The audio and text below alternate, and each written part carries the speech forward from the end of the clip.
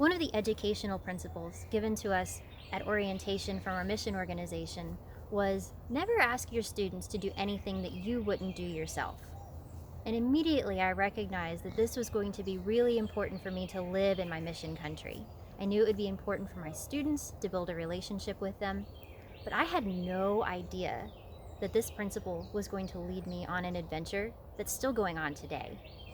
The first time I got a really literal picture of this principle being lived out was the day that our school decided it was time to wash the windows.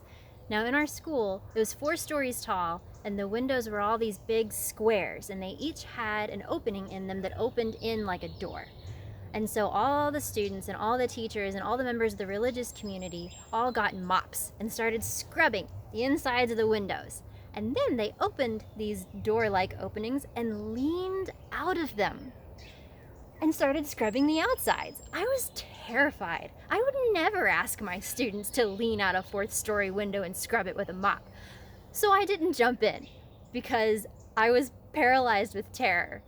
But it was also a beautiful moment because I saw the religious community jump right in there with those students and say, let's do this together. I really had an opportunity to live this principle when I was giving my students instructions for our final exam in our English conversation class. It was an oral exam in a language that they were just learning. So I knew what I was asking them to do was difficult.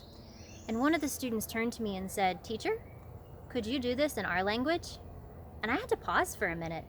I was working really hard to learn their language. I had a language teacher coming to my house several days a week and we were practicing, but it was really hard.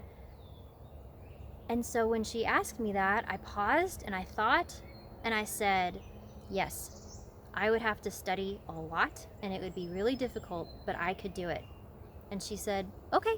And they all got to work and they did really well on the exam and I was so proud of them.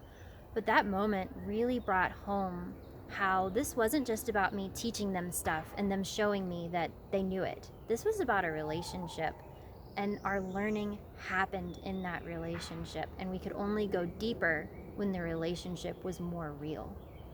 So I was living this principle on mission, and it was so important, and it brought me so much joy and taught me so much.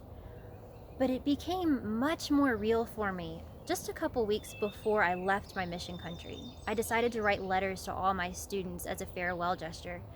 And in those letters, I spelled out my hopes and dreams for them. I told them I wanted them to have confidence and believe in themselves.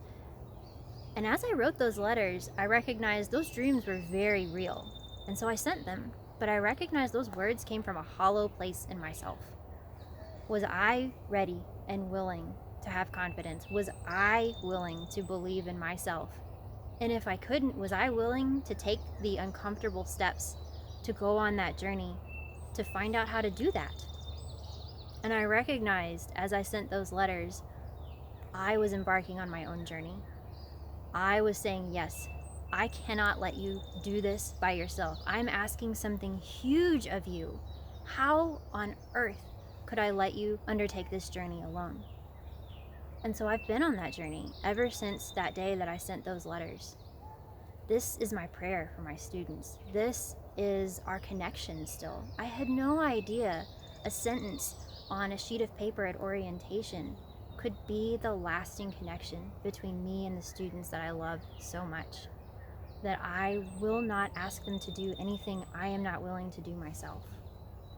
And it is my privilege, it is my joy to take these uncomfortable steps, to make these sacrifices, and to make this offering for them.